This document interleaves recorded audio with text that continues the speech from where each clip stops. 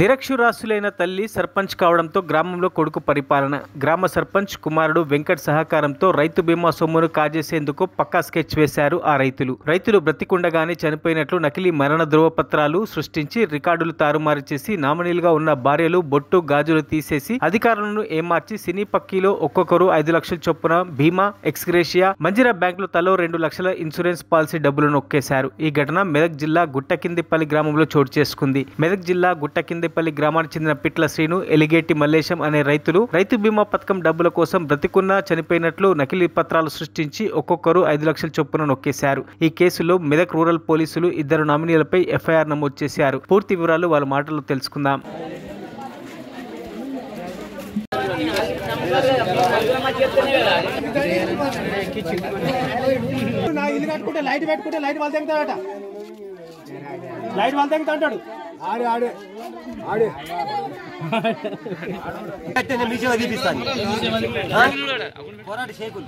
ఎందుకు తీసుకుంటు పైసలు 1200 ఎందుకు తీసుకుంటు పింఛన్ చేపిస్తే ఆధార్ కార్డు మార్పించుకరమ్మని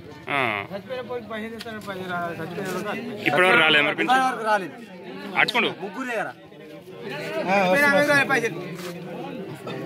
నా పేరు ఎల్గడ శేఖయ్య, గుట్టకిందిపల్లె మండలం, జిల్లా మెదక్ గారు. ఈ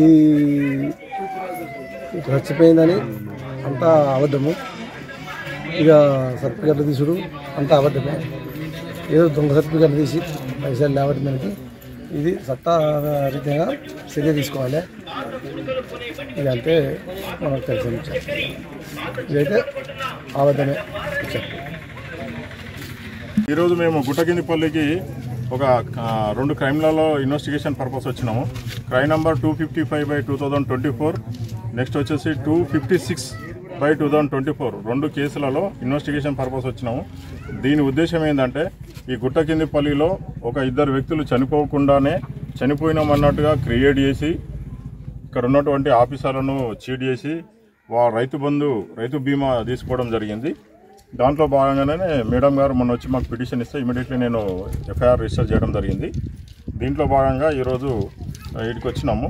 వీళ్ళు ఎవరు లేరు, ఇళ్లలో ఎవరు లేరు అని తాళాలు వేసి ఉన్నాయి. వాళ్ళను చట్టరీత్యా ఖచ్చితంగా మేము పోలీసు వాళ్ళని చేసి పట్టుకొని ఖచ్చితంగా రిమాండ్ చేస్తాము. ఇలా ఎవరికి పబ్లిక్ అందరూ స్వచ్ఛందంగా మాకు సహకరిస్తున్నందుకు చాలా సంతోషం. మేము పై ఆఫీసర్ నోటీసులో పెట్టి ఇంకా ఏదైనా ఫర్దర్ ఇన్వెస్టిగేషన్ ఎవరైనా ప్రోద్బలంతో కానీ ఎవరైనా ఇంకేమైనా వాళ్ళు ఎవరెవరు ఇన్వెస్టిగేషన్ ఎట్లా ఉంటే అట్లా దాని ప్రకారం చేసి వాళ్ళందరినీ ఖచ్చితంగా రిమాండ్ చేస్తాము. చట్టరీత్యా చర్య తీసుకుంటామని చెప్పేసి తెలియజేస్తాం. మరిన్ని అప్డేట్స్ కోసం మా ఛానల్ని సబ్స్క్రైబ్ చేయండి.